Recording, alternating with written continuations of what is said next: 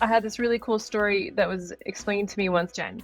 You got to imagine you're going down a road and your company needs guardrails because if your guardrails on a road are really far apart, your car is just going to ping pong across these guardrails and it's an inefficient way to drive. Whereas if you have your guardrails closer together, the car can fly. So that was the mindset that I had with every kind of iterative stage we've gone through is where are my guardrails right now? Like, why are people not feeling clear and empowered and capable of running?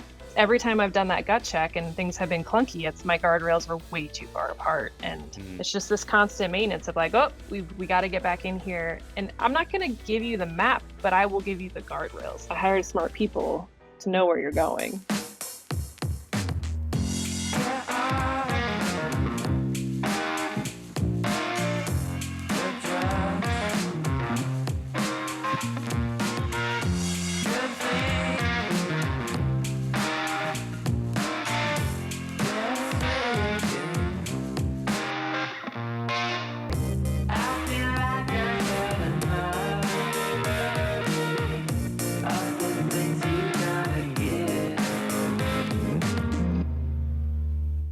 Jen, welcome to Tech Scenes Unplugged. Thanks for having me. Yeah, thanks for joining me. I've been looking forward to having this conversation. So Same. Awesome. Well, for people that don't know, and I know a lot of people know this already, but tell me and tell everybody about Tilt. What's Tilt? Tilt, we are an HR tech company. It stands for Talent and Leave Technology. I'm often asked that question, what Tilt stands for. It's an acronym. We work with organizations to manage leave of absences. So essentially, we are an extension of usually HR teams that are taking care of their employees when life happens. So likely your listeners, you yourself have gone through or been adjacent to a leave of some way, shape, or form. The most common is parental, when people go and have babies. Right. But leaves come in all shapes and sizes and for all different reasons. And it's typically a really highly emotional time, whether good or to the bad. Right. And we've automated that process in our product, and we've wrapped the tech with an army of what we call leave success managers. These are our empathy warriors who are there when a human is needed and wanted. So yeah, we are obsessed with the world of leave. We love leave. It's a very dynamic space. It's highly regulated, and we're just getting started. 5 years out, but we've got a long way to go. Can you tell me, like, what did it look like when you had this idea? Like, this needs to change. Like, what did it look like? And then what's it look like for companies that are using Tilt? Origin story of Tilt was very similar to a lot of founders I've learned, in that it was a lived experience, a personal experience that I had. I spent 15 years in corporate America, and the early stages of those career years, my husband and I went through 7 years of in vitro trying to get pregnant. So all of that lack of control and frustration in my personal life, I doubled down in my career trajectory, which I very much could control. So I got really accustomed to the top of the nine box and promoted every 2 years, and like every stretch assignment, you name it, I went for it. And then we got lucky and we had a successful IVF cycle and I became pregnant. And when I announced to my company that I was expecting, overnight, I literally remember a calendar invite evaporating from my calendar for a stretch assignment for nothing more than now I was pregnant. So that was my first lived experience that doesn't feel very good. But after that path to pregnancy, I was just elated to be expecting. So I turned the other cheek. And then 5 years later, different company, different stage of my career, when I announced I was expecting with my second, with my daughter, I had a promotion rescinded. So that was the straw that broke the camel's back for me. Wow. It really, for me, was illustrative of how early a leave of absence event can go sideways, and how that relationship with the employer, for me, became eviscerated. For a lot of people, it becomes damaged in one way, shape, or form. I did seek counsel. What had happened to me and what happens to so many people is very illegal, but you have to sign a release. And essentially, I saw that to be hush money, and I wasn't willing to do that. I wasn't willing to sell my story. So I walked away from legal action. I walked away from my career, my great paycheck, my network, you name it, fueled by very little more than I was incredibly pissed off. And I was naive. I had no idea how hard this startup journey was. I just really thought it could be better. So that's Right. how we came out of the earth. With the product that you guys have now, how does it like solve some of those things? Because I frankly like my wife and I, we have 5 kids, right? And Mm-hmm. since it's kind of an event that happens, and you like who knows how to deal with that stuff. You Mm-hmm. expect HR is your resource to help you with Yeah. the situation, and in your situation, it was like that wasn't helpful. Mm-hmm. And so what's it look like now? Like what companies using Tilt? Yeah.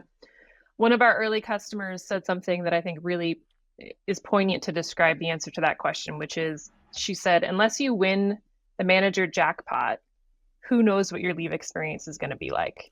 And that Mm, really resonated for me because what it drove home in my belief system was anytime you have variability in a life event like that, like I went through, you leave it open for exactly that phenomenon, which unless my manager's awesome, who knows how this is going to go. And you have right. tribal lore and you have all sorts of rumors and things like that. So foundationally, I believed we need to put a systemic system in tech that ensures that there is consistency, clarity, and clear communication as to what every single person in that company is going to experience with leave of absence.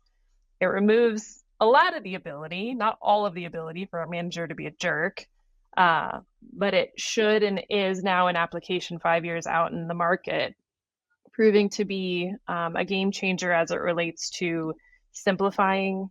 Again, the clear communication. It's as complex. People don't believe this, but I promise it's true. It's as complex as your tax situation. So, where you live, Mm, where you work, what company you work for, what disability policy that company pays for. Are there state policies that 13 states have paid leave programs now? All of those different inputs result in one unique leave construction for your unique leave event. So it's very fear inducing. It's very complex. There's pay components, there's pay protection, or excuse me, job protection components. So all of that is automated, simple. We remove all the jargon. We're very clear and sequential in how it's presented to the employee and to HR and to their manager. And we make it as easy as we can so that people can focus on what is going on in their life that's requiring that leave of absence. when you guys and you went off to do this, like when you're looking at from a product perspective, Mm-hmm. what was the decision on the ICP? Like, who are we going to go after? What size Mm-hmm. company, maybe Mm-hmm. industry? And then what was like the first kind of pieces or functionality of the product? And how did you decide both of those? I would say the answer to the first is we're still learning because Okay. what's great is leave is pervasive. It's industry agnostic, it's size of company agnostic. So, the TAM or total addressable market's Yeah, enormous.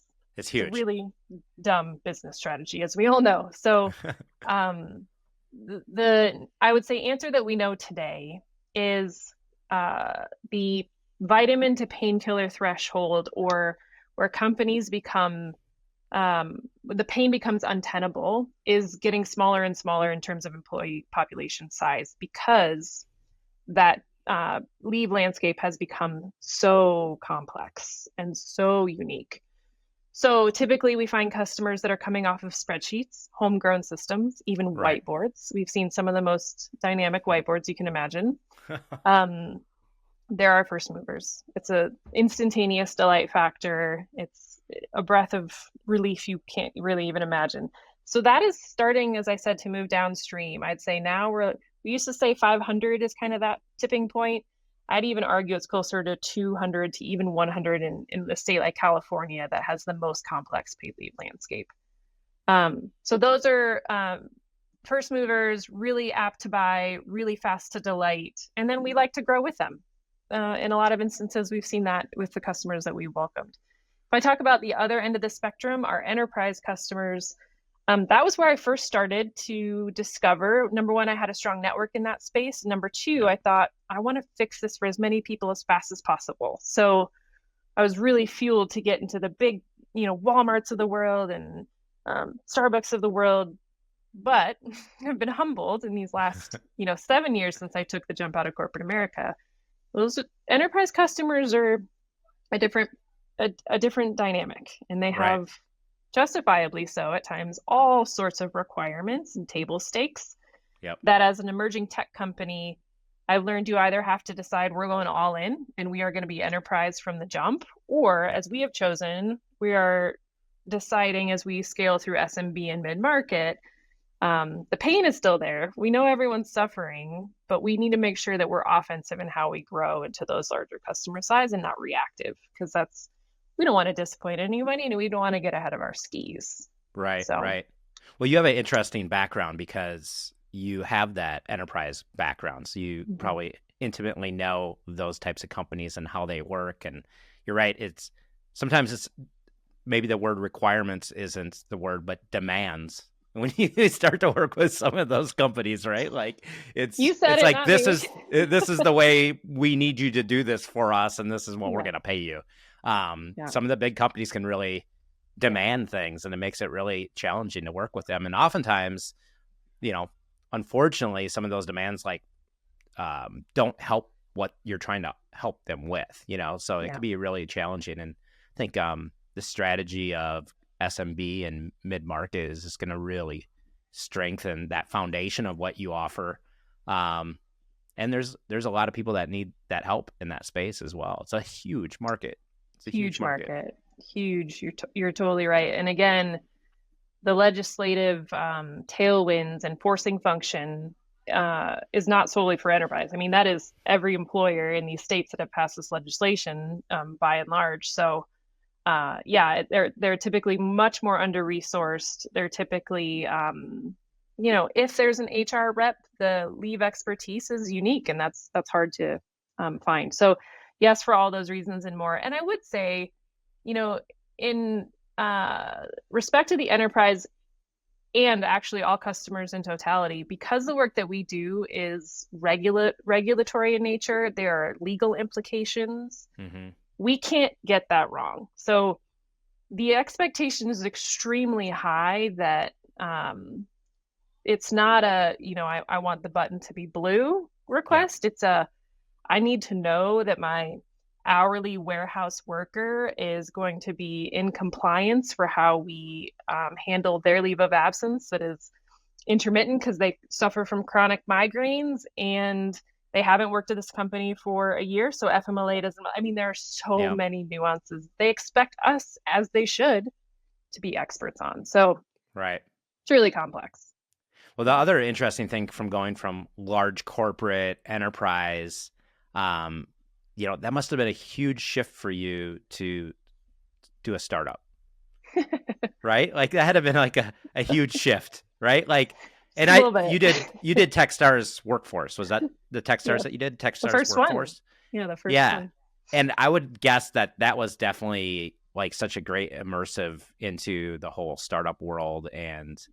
But it had been a huge like drinking from the fire hose type moment for you. Yes, sadly, my belief that, a lot will translate from my corporate America experience was not realized to some degree, for sure. I've certainly brought some tools with me, but I often say, as an operator, a former operator in corporate America, I can read a P&L inside out and backwards, but a pro forma was an entirely new concept to me. So I had a really steep learning curve those first couple of years that I was trying to figure out how to do this thing we call entrepreneurship. I call them my analog days. Being here in Colorado, Brad Feld, one of the co-founders of Techstars, his books were like my Bibles. I absorbed everything that he wrote, and then ultimately Techstars, I had to apply twice. I was rejected the first time. My belief there was, yes, I'm a first-time female founder, which is a trifecta of headwinds. Number one, I want to know what I don't know. Number two, and number three is there's a certain amount of gravitas that comes from being a Techstars alum. And so it was important to me to get any bolstering I could, knowing my headwinds as a first time female founder, of validity and confidence in the fundraising that we've done now 5 times. And the last one was just kind of fun to bring full circle now. As I was doing my reverse diligence on Techstars, most thematically, the advice was your Techstars experience is really determined by your MD or your managing director of your Mm-hmm. cohort. And we were the first workforce development cohort to come out. And our managing director, his name was Taylor McLemore, was instantaneous connection. He got what we were doing. I loved his approach. I loved his background. It was just, you just know those people that you meet and you're like, yeah, this is going to be a great working relationship. And Yeah. he actually joined us as our COO last year. So now Oh, he's a no part of way. the I didn't know Tilt that. team. Mm-hmm. Yeah. He's Yep. awesome. Yeah. Very cool. Full circle moment for sure. That's Yeah. awesome. Yeah, it was funny. Yeah, Brad Feld's books are amazing. I love Techstars. I think the more you lean into the program, the more you get out of it. Not only Yep. for like the people in the program, but like even myself, where I've been a mentor, I think, man, it might almost be 10 years this Yep. year. I've gotten so much out of that community and the people. I think it's so great. Mm-hmm. And Brad's books. Brad actually blurbed my book, which was great. Amazing. And David Cohen did as well. But it was right after I think it was actually when you were in Techstars Workforce, I got a message connecting us. And I actually wrote this down because this validates like kind of my life, the sentence that you wrote. And I think it's so funny because I actually found it today when I was like going through prepping for this call. And you said strategy planning, OKRs, and KPIs is something that's near and dear to your heart.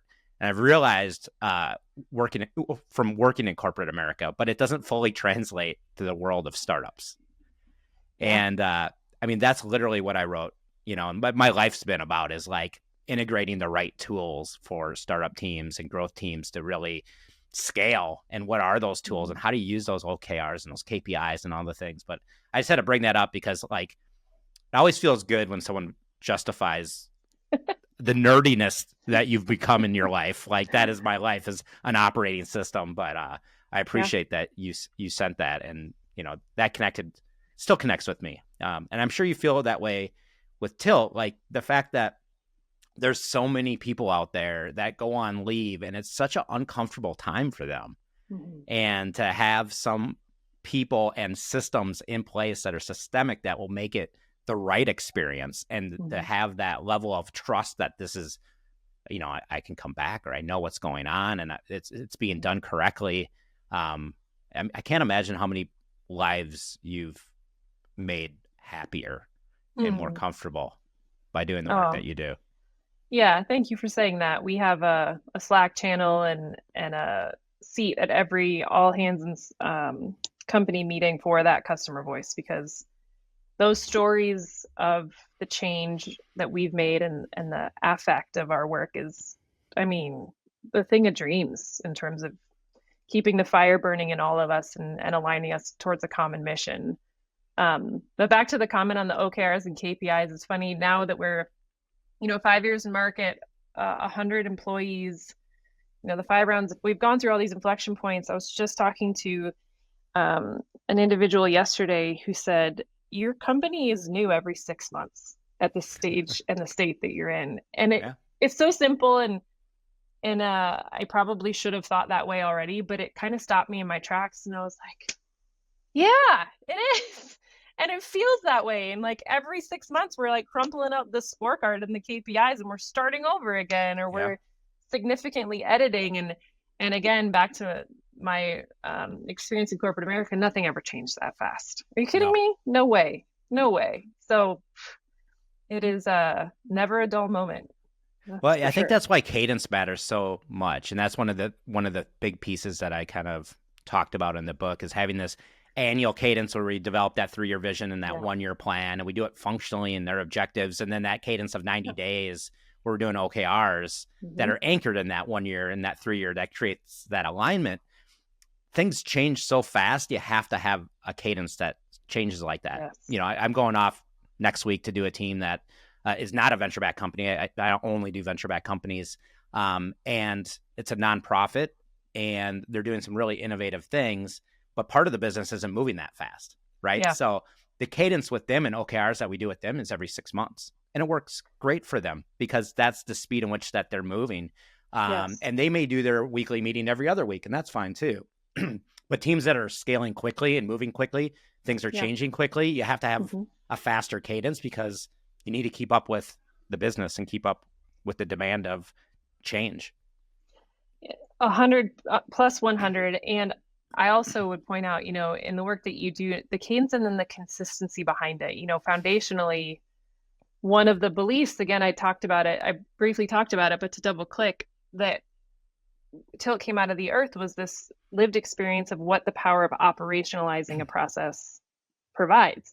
Yeah. And very simply, I had a front seat to that in action in my 12 years under the Starbucks umbrella. And there's a reason you get the same vanilla latte in California that you get in DC. And that is because that brand has operationalized every single function in those four walls to the Mm-hmm. point where I could tell you right now what the job aid says on how they fill their whipped cream canisters. It's completely spelled out. And Right. while that was baked into my bones, and now that we're at a size and a stage where that's actually becoming necessary in Tilt, that was not the case at the early days. And I brought in this rigidity, and my early team was like, what are you doing? Like, this is not helpful with the size and Right. the stage that we are. But again, it's another reason that we built Tilt in the way that we did. Is there is a confidence and a calming, is a belief I have, when you create such clear and consistent ways to do the work Yep. that doesn't squash innovation, doesn't diminish entrepreneurial spirit. It just removes variability where it's not beneficial. And that's it's a strong belief I hold. What I've saw, for the last 25 years in teams I worked with, the ones that succeeded were able to find a way to create consistency and still have flexibility. Yes. And that's what that cadence provides, because, simply said, like every 90 days, we're looking at what worked, what didn't work, setting up the next 90 days. Maybe we're looking at the 3 year or 1 year. And then every week we do those micro pivots. Like, hey, we're trying to achieve this. We're stuck on that. Let's talk about that right now. Yep. And let's try to unpack that and solve it. And I think if you don't have that cadence and that check-in, it just, it feels uncomfortable. Totally. And I really believe, and people like disagree with me on this, but even at the earliest stage, chaos is not what the successful teams are doing. And definitely at the growth stage, it's not chaos. And a lot of people are like, it's startup, so it should be like this.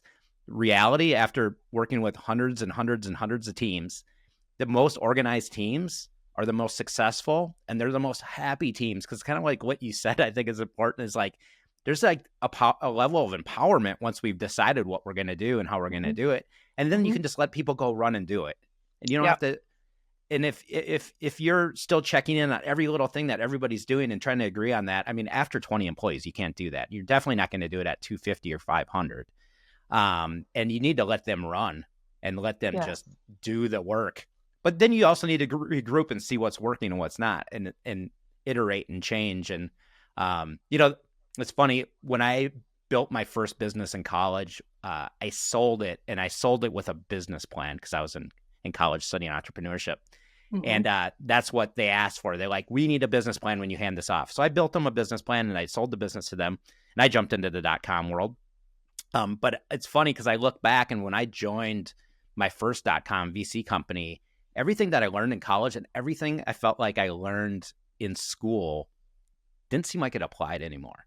And one of the biggest things is the idea of building a business plan and then acting on it wasn't real. Like, and that's where I started realizing, like, you need an operating system. So you need like this business plan that's alive and constantly evolving and changing, but concrete, that we all are living by it. And that was, I think, the biggest difference of, things that move slow and things that move fast. Is like, that business plan would have been out of date, probably a month later in that first company that we did. And that company almost went public. It was very quick growth, I think, so. It's a good business plan. Right. Not my business, not the one I sold, but the first .com I joined, it was techies.com. It was like an online marketplace, and it grew like rapid. And that's where I was like, do they even have a plan? What are we doing? You know what I mean? It was moving so fast. I had this really cool story that was explained to me once that stuck in regards to what we're talking about. And they were like, Jen, you got to imagine you're going down a road and your company needs guardrails, because if your guardrails on a road are really far apart, your car is just going to ping pong across these guardrails. Like, can I go over this side? No. Well, let me try over this side. And it's an inefficient way to drive. Whereas if you have your guardrails closer together, the car can fly. So that was the mindset that I had with with every kind of iterative stage we've gone through is, where are my guardrails right now? Like, why are people not feeling clear and empowered and capable of running?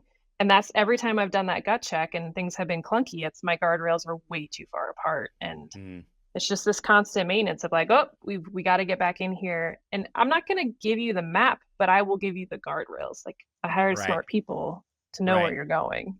Yeah. And get those sort of people working together in a collaborative way. And, I've seen engineering solve finance problems. I've seen Yeah. legal solve sales problems. Yes. Like, it's amazing when you put a team together and actually get them to click. And I think Yes. if you've played sports or you've been on high performing teams, you know what that feels like, Yes.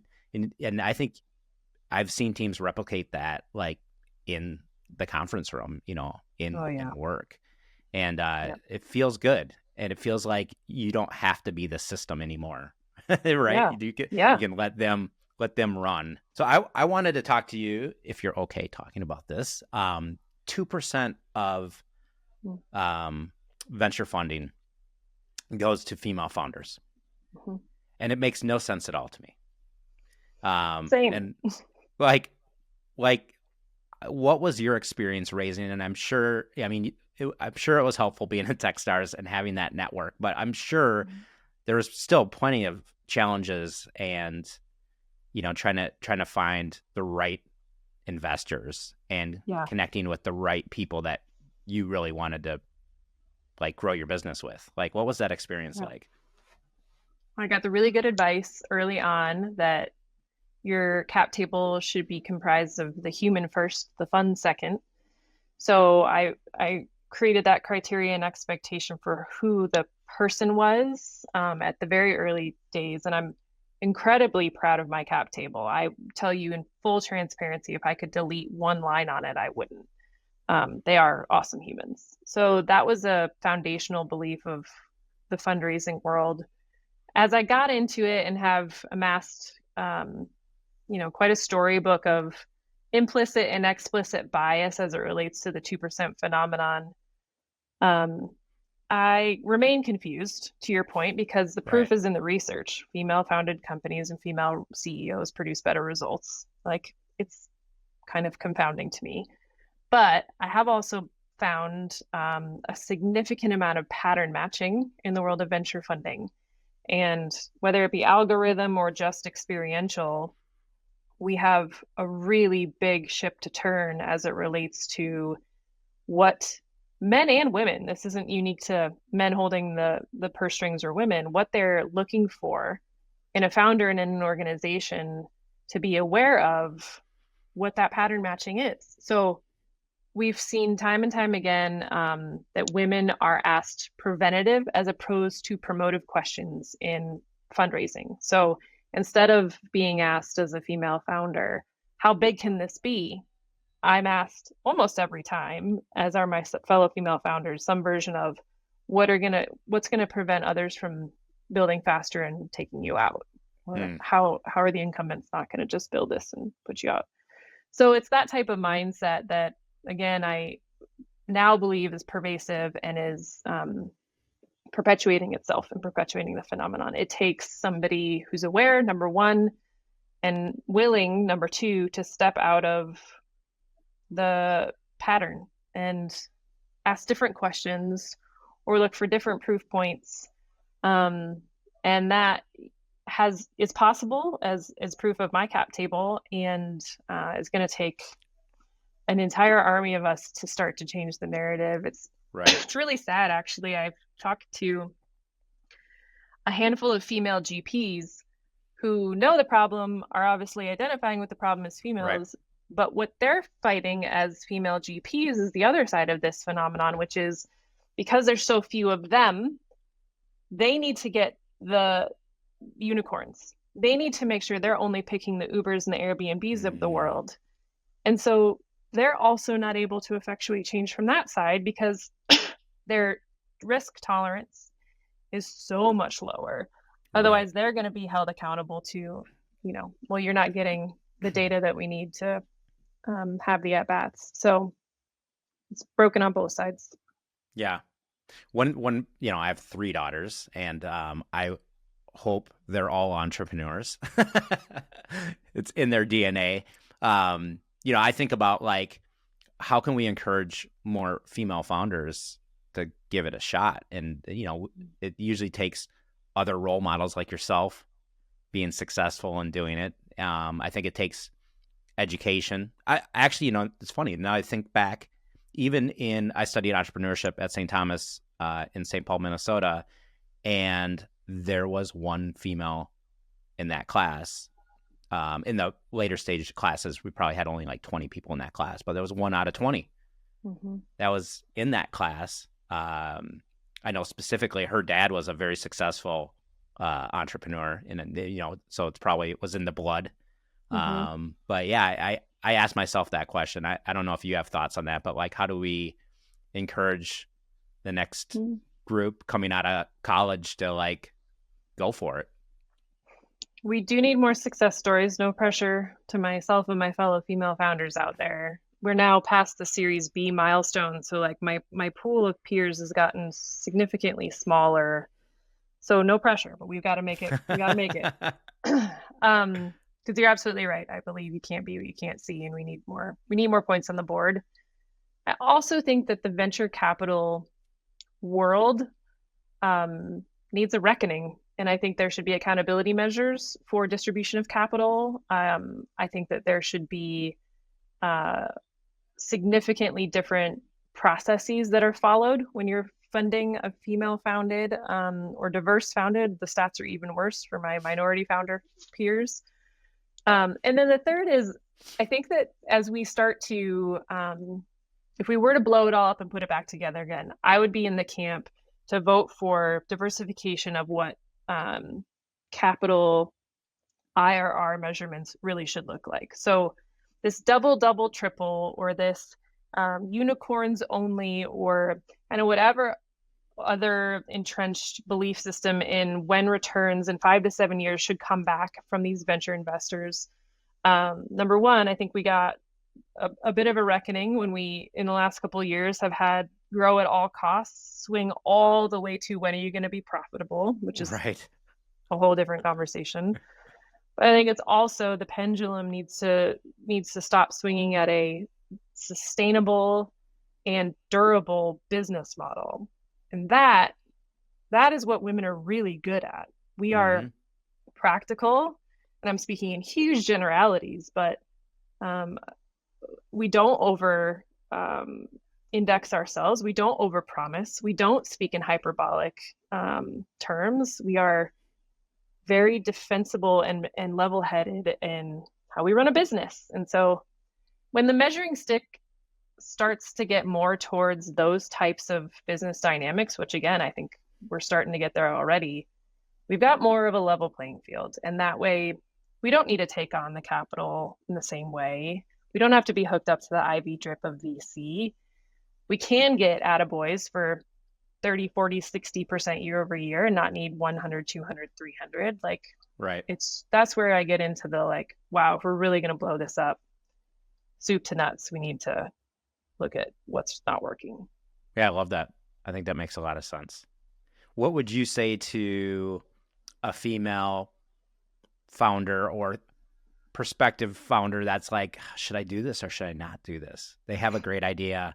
They really, they can't stop thinking about it, but they fear the fact that they may not be successful, or they fear the fact that, man, it's a very slim chance I'll get funding because I'm a female. Like, what would you tell that person? My answer to that question hasn't changed in 5, 7 years of doing this, which is if you don't have a visceral connection to the problem that you're trying to solve, rethink it, because the number of times I would have quit if I was just trying to make a faster widget are innumerable. So if it's not a fire in your belly, you're fighting a losing battle, in my experience as an entrepreneur. So that's like a foundational ingredient. And then I would say it's not no chance, but it is low chance. So like go in eyes wide open of the stats that you're up against. Every single round of the 5 rounds of venture capital we've raised, I had 100 no's for every one yes. I tracked it. I analyzed the data, and that is tried and true every single time. So Your ability to be told no and rejected has to be a superpower. Um, and then from there, it's like, I don't know, maybe because I'm higher on the risk tolerance scale than most, but the hell else are you going to do with your life? You might as well take a leap. Um, that's flippant to a degree, but I will say that it's not about how hard your hit, it's about how fast you get up is very real in the world of Mm. entrepreneurship, whether it's fundraising or running the damn thing. It is a constant, like, get back up, get back up, Right, get back right. up. You got to be Yeah. resilient. I think that was my one piece of advice that I remember when I set off on this with Collective Genius. One person said to me, "Is like, just never give up. Just never give up." Yeah. And I don't think when I first started Collective Genius, I knew exactly what it was going to be and what it's become. And I think day over day, it's become closer to that visceral, like, I need to solve this because I know it will move the world forward in a positive way and make people happier and enjoy the work that they're doing and more successful. And I can't say I knew that day one. Like, we tried a lot of different things. But over the years, because I didn't give up, like, I feel like I found it and found that sweet spot, so, but you're right. Like, if you don't feel that, like, it's going to be really hard to get back up. So hard. So it's because it can't be a payday. I mean, that whole, like, Hollywoodized, hoodie wearing billionaire outcome is just complete false advertising. So it's got to be something else. It's got to be something else. Well, I have one more question for you. But before I answer that question, I always like to give the opportunity for you or the guest to ask me a question, because I've been hitting you with a lot of different things. And if you have a question, you can ask me a question, and then I'm going to ask you the final question. Okay. Of all the entrepreneurs and entrepreneur adjacents that you've been able to have conversations with, what do you think is the most common blind spot? This is a good question. I have to go with that, focusing on not only having the right people, but having the right people work in a collaborative way. I find, like, so many of them are like, I just need to hire this person. This person's great. They come from corporate America and they did all these great things, which doesn't always line up.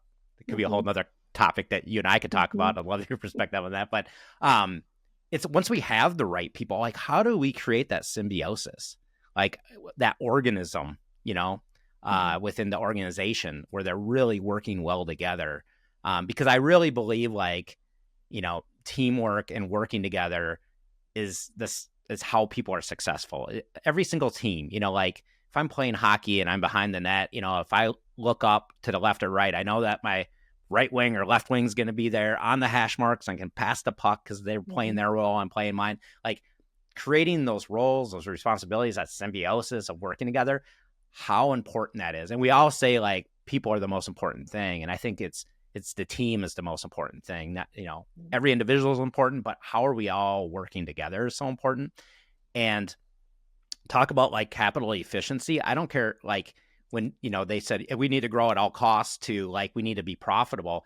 In either scenario, we need to be as capital efficient and energy efficient to be successful, right? Because Like that. we want to focus on the right things, agree on that, and let people run. And all those things that we decided that we're focused on, that means everything else we're not focused on.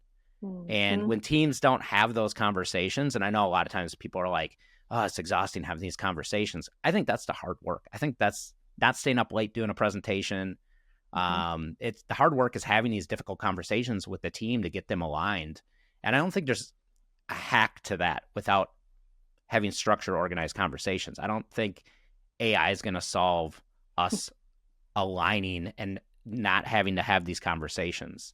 And I think it's being structured, getting them to collaborate. I think it's not necessarily a blind spot, but I think what it is, it's like, how deep do we need to go with that, and knowing how deep or where we're at. And a lot of teams think they have a plan, and I'll look at the plan and then I'll ask this other person, they don't know that plan or they don't understand Yeah. what that plan actually meant, right? So I think a lot of teams don't know how deep they need to go with that stuff and what's the framework for that.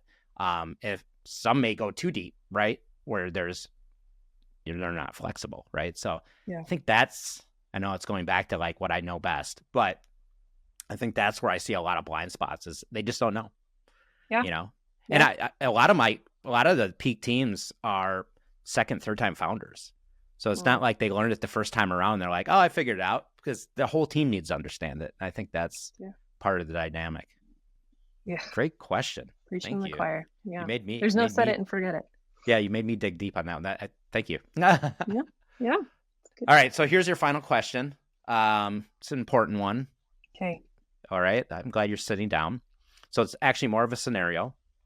So you are trapped on a desert island the rest of your life, and you have food, you have water, you even have healthcare. So you're all taken care of. But there's one thing that you don't have, and that's entertainment. You have absolutely no entertainment on this island.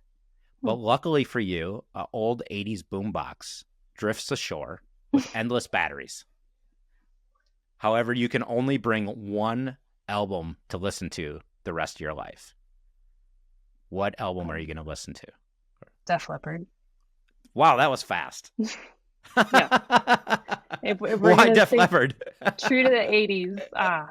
I'm aging myself now, but Def Leppard is my childhood and every single song. Yeah. I literally had that cassette tape. Is it Hysteria? Is that what it's called? Yeah, with the triangle on the Yeah. That's a great answer. Wow. I mean, that was the fastest response I think I've ever had on that question. Well, as soon as you said 80s boombox, yep, that's it. That's on the jukebox. And I mean, come on, can we agree that's probably the best, if not one of the best, if not the best decade of music ever to come out ever? Yeah, absolutely. Like Michael Jackson and Guns N' Roses. I mean, come on. I don't even know what my kids are listening to right now. It makes absolutely no sense to me. It makes me sound like an old fart. Awesome. Well, thanks so much for joining me on the show. It was a great talk. I appreciate it. So fun. Thanks for having me.